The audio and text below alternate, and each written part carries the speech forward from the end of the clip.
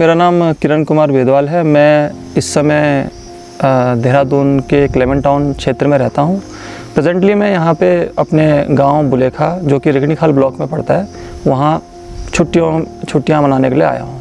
मैं एक भूतपूर्व सैनिक हूँ। पहाड़ इन द सेंस, हम नेचर की अगर बात करें तो हर वो भौतिक चीज़ जो कि इंसान को एक व्यवस्थित लाइफ देती है या उनको एक ईज़ की तरफ ले जाती है, उससे हम दूर हैं।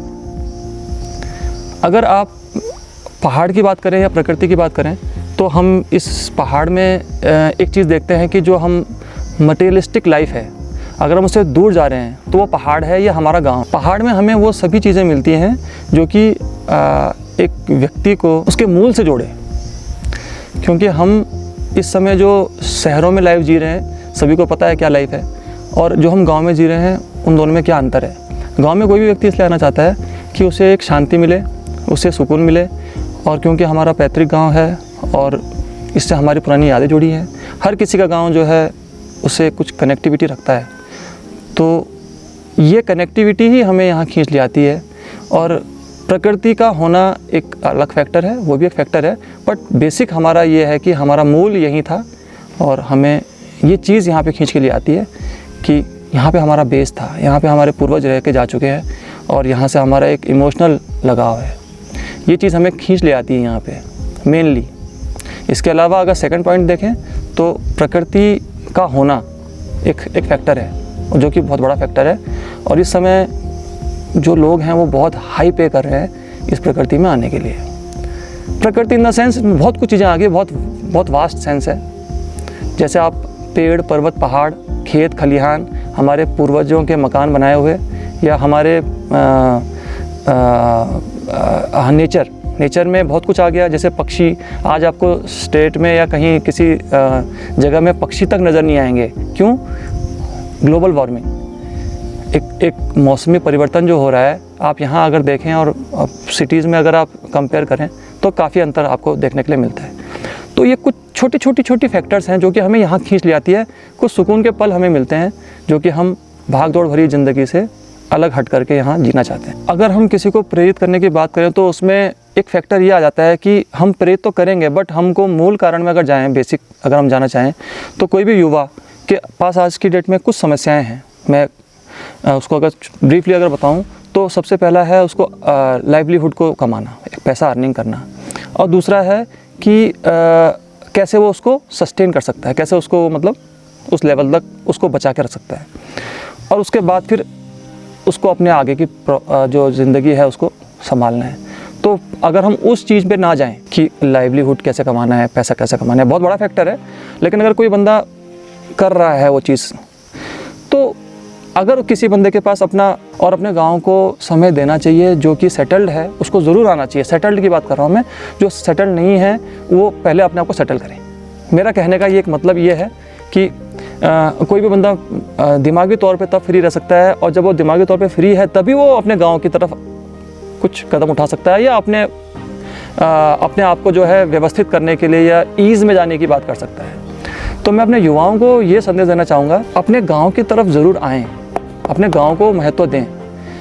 और गांव को महत्व इसलिए दें कि कहीं ना कहीं हमारा परिवार जो है इसी गांव से पैदा होकर के शहरों में गया है, और हमारा यहाँ से एक इमोशनल टच है। गांव को बचाना के पीछे बहुत बड़ी बातें हैं। हमारी संस्कृति है, हमारी संस्कृति हम खोते जा रहे हैं, जो कि शहरों में जा कर के कहीं गुम हो चुकी है। जो भी धार्मिक हमारे चीज़ें होती हैं, जो हमारे कार्यक्रम होते हैं, वो गांव में हम उसका बेस है। इसके अलावा हमारा जो परिधान है, या जो हमारा पुराने मकान हैं, या हमारी जो ज़मीन है, जो खेती करने का तरीका है, या जो हमारा उठने बैठने का तरीका है, सोच विचार का तरीका है, सामाजिकता है, हमारा पर्यावरण है, उसकी तरफ ज़रूर आएँ। वो चीज़ बहुत महत्व रखती है। हम उसका महत्व नहीं देखते क्योंकि हम लोग आज की डेट में केवल पैसा देखते हैं, मेनली पैसा देखते हैं, जो कि ज़रूरी भी है। बट दूसरा जो सिक्के का पहलू ये भी है कि हमें अपने कल्चर को नहीं भूलना चाहिए। अगर हम अपने कल्चर को भूल जाते हैं तो कहीं ना कहीं हम अपने समुदाय के लोगों को ये शिक्षा नहीं दे पाते कि उसे अपने समुदाय को कैसे बचा करके रखना है। और जैसे आप देख रहे हैं कि कहीं कहीं छुटपुट घटनाएं जो भी घटती हैं, वो घटनाएं कहीं ना कहीं हम लोगों की गलतियों की वजह से घट जाती हैं, क्योंकि हम अपने बच्चों को जो है अपने कल्चर के बारे में नहीं समझाते हैं। कोई भी धर्म, कोई भी जाति का बंदा हो, उसे अपने कल्चर को, अपने गाँव से जुड़े रहना चाहिए, जैसे हम अपने गाँव से जुड़े। युवाओं को यही एक मैसेज है कि वो यहाँ पर आकर के अपनी पॉसिबिलिटीज़ और अपने चांसेस को देखें।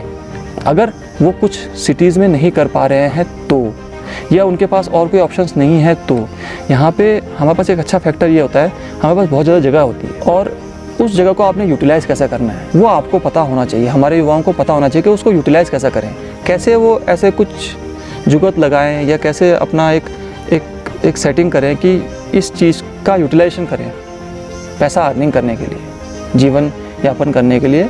उनको क्या चीज़ की ज़रूरत है वो अपना खुद का सेंस लगाएं और अपने खेतों का यूज़ करते हुए पैसा कमाने की शुरुआत करें। क्योंकि अगर आप कुछ लोग मिल कर के कुछ सेटअप करते हैं, कुछ भी सेटअप हो सकता है वो अगर आप मिल के करें या अकेले करें तो धीरे धीरे जो है लोग जुड़ते जाएंगे और कारवां बनता जाएगा। बहुत कुछ चीज़ें, जैसे कि आप एलोवेरा की खेती कर सकते हो, मशरूम के लिए आप टेंट लगा सकते हो, या आप कुछ टेम्परेरी जो है छप्पर लगा करके मशरूम पैदा कर सकते हो। कुछ इस तरह की पेड़ लगा सकते हो जो कि आपको लॉन्ग रन में जो है अच्छा रिटर्न दें। और भी कुछ ऐसी खेती कर सकते हो जिसको कि जानवर जो है डायरेक्टली जो है उसको अफेक्ट ना करें, या चिड़िया जो है वो उसको अफेक्ट ना करें। कुछ ऐसा करके कि जो आपको कम से कम आपकी लागत हो और आपको रिटर्न अच्छा मिल जाए, वो लोग कर सकते हैं। आज के डेट में एलोवेरा का बहुत ट्रेंड चल रहा है, लोग उसको बहुत चाह रहे हैं और यहाँ पे एलोवेरा की खेती अच्छी हो सकती है अगर आप एक बार उसको कृषि विभाग में या किसी अच्छे विभाग में जाकर के आप उसका पता करें।